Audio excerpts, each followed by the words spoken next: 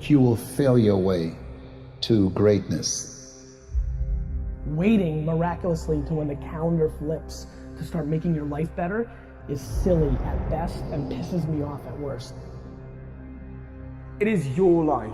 Nobody else can tell you what's best for you, and only you will have to deal with the consequences. As you go through the challenges of life and you look at it and embrace whatever comes to you, don't run from it. Step toward it. Don't try and duck it like most people do. See, most people want it easy. See, easy come, easy what? Easy go.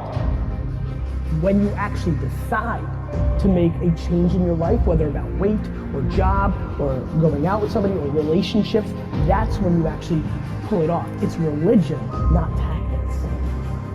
You should never want to hang with a person if they don't add value into your life. You should never want material stuff that don't add value into your life. You should never want to worship your other people's dream more than your dream. This means you gotta work. This means you have to grind. You gotta grind when you do not feel like it. And this in all areas in life. School, sports, your religion. Consistency is the tunnel to greatness. There are few people who have decided within themselves, I'm going to make it. Some people aren't waiting to be cut. Some people are moving on their own because they feel within themselves, I've got what it takes to make it. You're growing up with nothing, and you're growing up without. I want you to look in the mirror and I want you to say these words. I want you to say that I am royalty. I speak into existence that you will understand that you are a billionaire. I changed my name to billionaire when I was broke. You'll always be what you decide to be.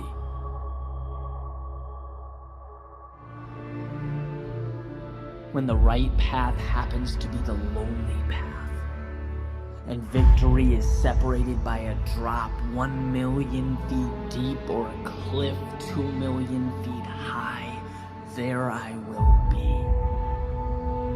When they expect failure, anticipate defeat, celebrate each setback, there I will be, standing tall and ready.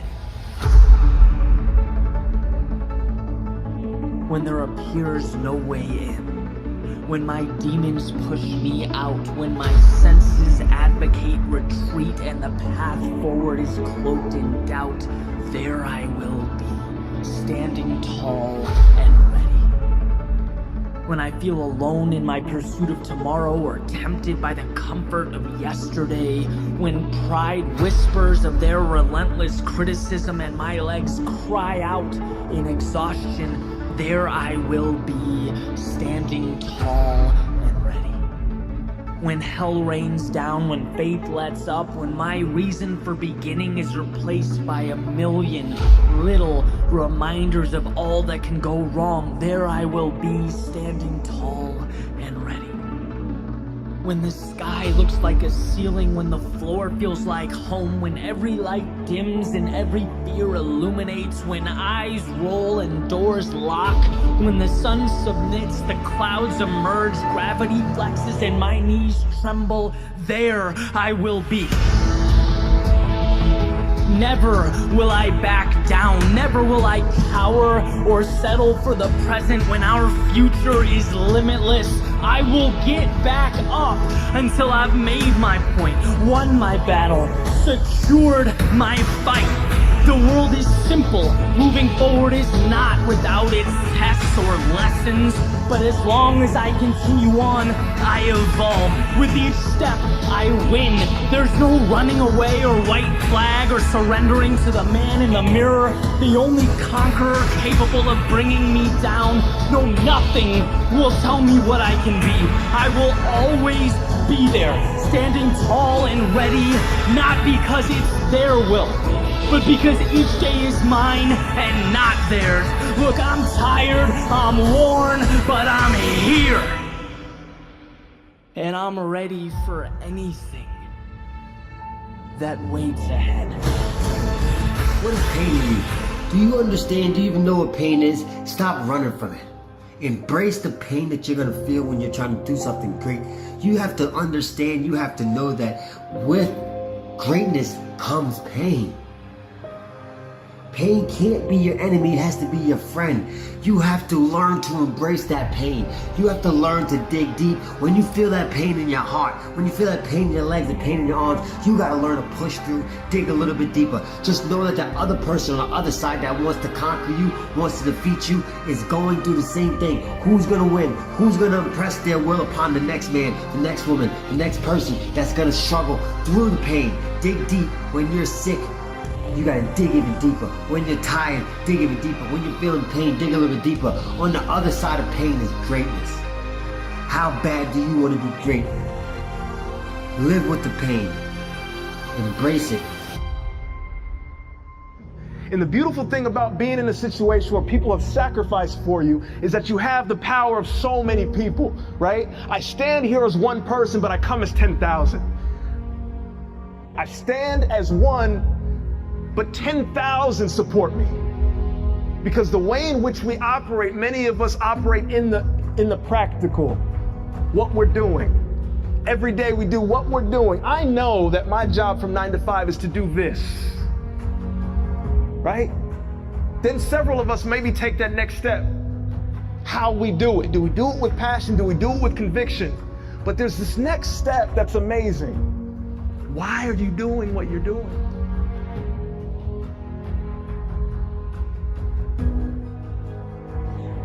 Who's your why? Who are the people in your life right now? Who are the people in your life who you can see their face and you say, you know what?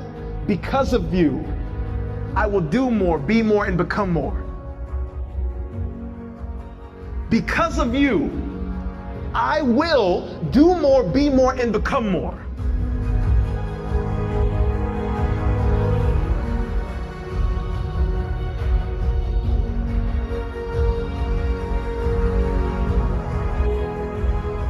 Every time I get the opportunity to tell my story, I start with my mom. She is me. Her heart is my heart. Everything that I do, I know the sacrifice. I know the sacrifice. And the most amazing part is I believe that each and every one of us can bring that passion to what we do if we remember who our why is. If we identify it so clearly on a day-to-day basis of why are we getting up at 6 a.m. again? Why are we doing this, right? And there are certain people in our lives that allow us to continue on, that allow us to push forth.